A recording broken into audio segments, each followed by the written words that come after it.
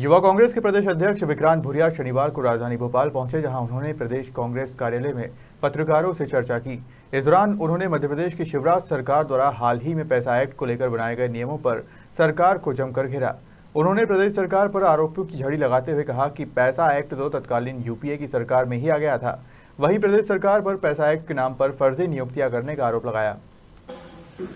ये जो भावना है एक आदिवासी होने के नाते मैं आप सबके सामने रख रहा हूं, क्योंकि हम लोग बहुत ज्यादा पीड़ा में। अब जो इसका दूसरा महत्वपूर्ण चीज है, मैंने आपको बताया कि पैसा बनाया किसने, पैसा कानून लाया कांग्रेस पार्टी। इन्होंने सिर्फ नियम बनाया, इन्होंने पैसा कानून नहीं बनाया। किस तरह से जो इन्होंने पैसा बनाया वो पूरी तरह से फर्जी है। अब इन्होंने जो नियुक्तियां करी है वो फर्जी कैसे, वो भी मैं आपको बता रहा हूं। प्रदेश में आदिवासियों के हित में पैसा कोऑर्डिनेटर की भर्ती योजना एक बड़े घोटाले में तब्दील हो चुकी है। मध्य प्रदेश में 89 आदिवासी बहुल्य ब्लॉकों में पैसा कानून लागू करवाना, उसके बाद प्रचार प्रसार के लिए प्रदेश में भाजपा सरकार ने एक सेटबैक के माध्यम से, जो संस्था है उसके माध्यम से आवेदन बुलाया। वो जब आवेदन बुलाए, जिसकी जो शुल्क था वो 500 से 600 रुपए था। आवेदक से फीस वसूली गई, उसमें करोड़ों रुपए इस सरकार ने कमाए, क्योंकि ब्लॉक कोऑर्डिनेटर की 1750 पद निकले, 17,050 आवेदन आए, और जो जिला कोऑर्डिनेटर के 20,000 से ऊपर आवेदन आए। इन्होंने इसमें 5 करोड़ से ज्यादा का पैसा कमाया। उसके बाद जब मेरिट लिस्ट जारी हो जाती है, एकदम से इंटरव्यू कॉल आता है। इंटरव्यू कॉल जैसे ही आते हैं पिछले साल 2022 में जनवरी फरवरी में, उसके बाद जब वहां इंटरव्यू देने लोग पहुंचते हैं, उसके बाद उनको बोला जाता है आपके इंटरव्यू को स्थगित कर दिया गया है, इस पूरी प्रक्रिया को स्थगित कर दिया गया है। और आज तक उसका कारण किसी को नहीं पता, नहीं उसके स्थगित करने के लिए सरकार की तरफ से किसी भी तरह का बयान आया। ये साफ दिखाता कि चोर की दाढ़ी में तिनका है। उन्होंने गलती करी, अब उसको छुपाने के लिए बहुत सारी चीजें वो कर रहे हैं। उसके बाद अब उन्हीं पैसा कोऑर्डिनेटर और मोबिलाइजर के लिए इन्होंने एमपीकॉन, एक आउटसोर्सिंग की एजेंसी, एमपीकॉन आउटसोर्सिंग एजेंसी के माध्यम से इन्होंने अपने अपने लोगों को इसमें पूरी तरह से बिठा दिया, बिना किसी क्राइटेरिया के।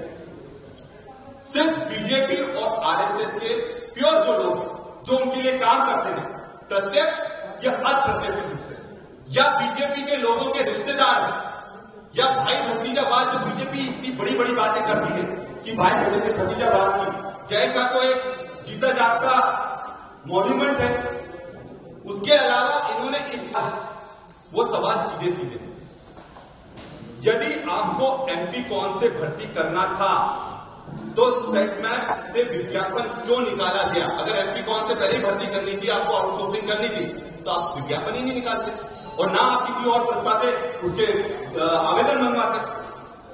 क्यों आवेदनों की मेरिट सूची जारी करने और साक्षात्कार पत्र भी जारी करने के बाद किसी अपरिहार्य कारण बताकर साक्षात्कार निरस्त कर दिया गया?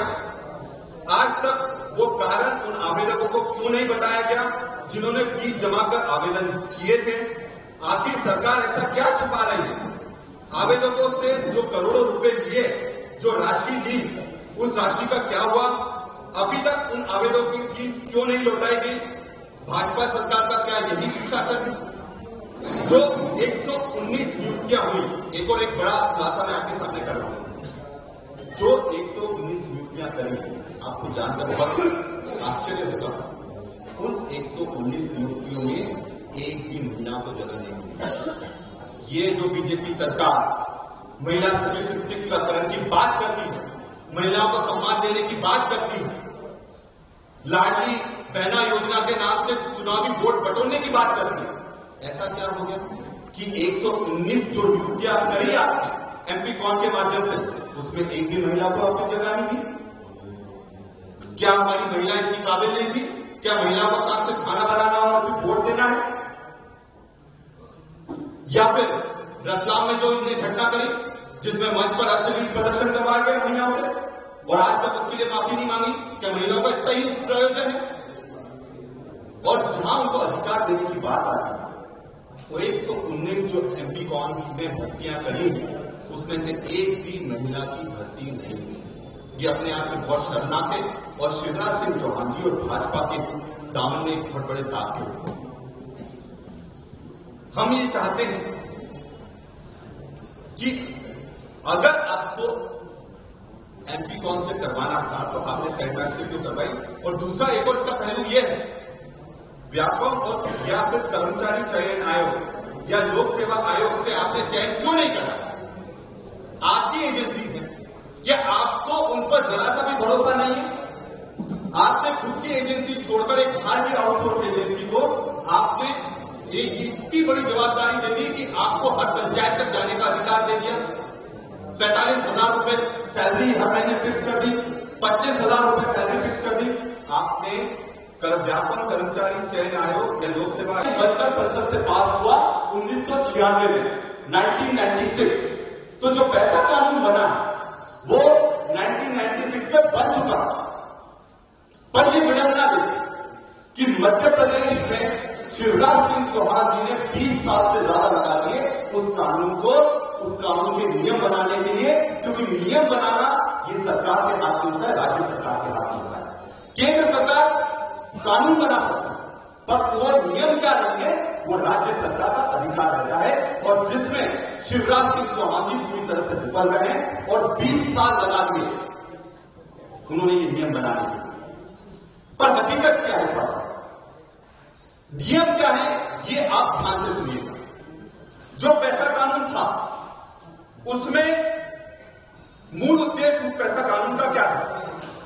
उसका मूल उद्देश्य था कि ना लोकसभा ना विधानसभा, सबसे बड़ी ग्राम सभा, ये आत्मा है पैसा कानून कि ग्राम सभाओं को इतना मजबूत कर दो कि विधानसभा के जो नियम हो, जो आदेश हो, जो लोकसभा के जो नियम आदेश हो, वो ग्राम सभा पर लागू नहीं हो और ग्राम सभा एक स्वतंत्र रूप में काम कर सके।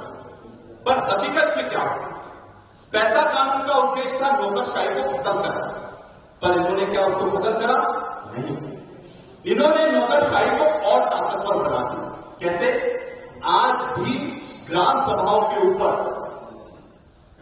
एसडीएम है, तहसीलदार है, कलेक्टर है, और वो पैसा कानून जो था उसमें तो ये कहा गया था ना विधानसभा इसमें हस्तक्षेप करेगी ना लोकसभा इसमें हस्तक्षेप करेगी। तो पैसा कानून की आत्मा को तो यहां ही सबसे पहले इन्होंने उसकी गर्दन मरोड़कर खत्म करने का काम करा। दूसरा, पैसा कानून था जल जंगल जमीन का अधिकार देना, मतलब आदिवासियों को उनके जल पर, उनकी जमीन पर, उनके जीवन पर, जल जंगल और जमीनों पर अधिकार पूरी तरह से, जो वहां पर रह रहे हैं, जंगलों में रह रहे हैं, उन आदिवासियों का उस पर अधिकार होना चाहिए।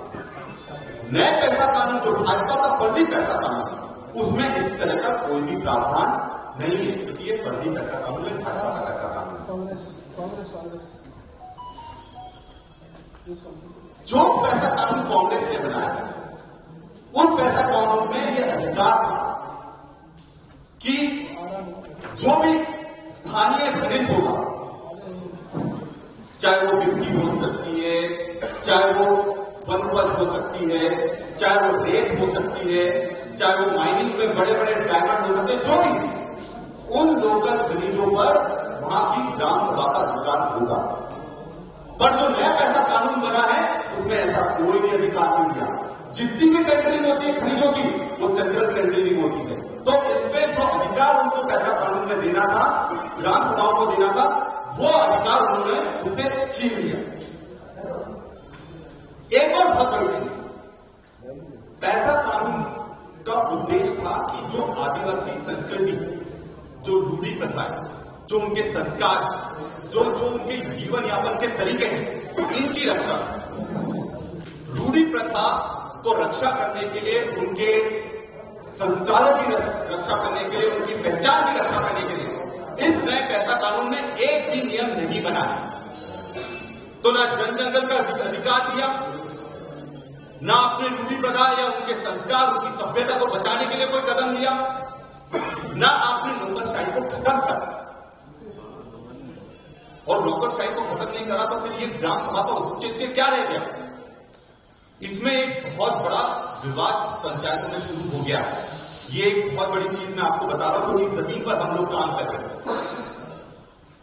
इन्होंने जो पैसा कानून का अर्थ है, पैसा कानून का अर्थ होता है panchayat extension to schedule area, PESA, panchayat extension to schedule area. मतलब पंचायती राज जो बना था उसको और कैसे मजबूत कर सकते हैं, आदिवासी क्षेत्रों में उसके लाभ आदिवासियों को कैसे मिल सकता है, ये इसका मूल स्वरूप था।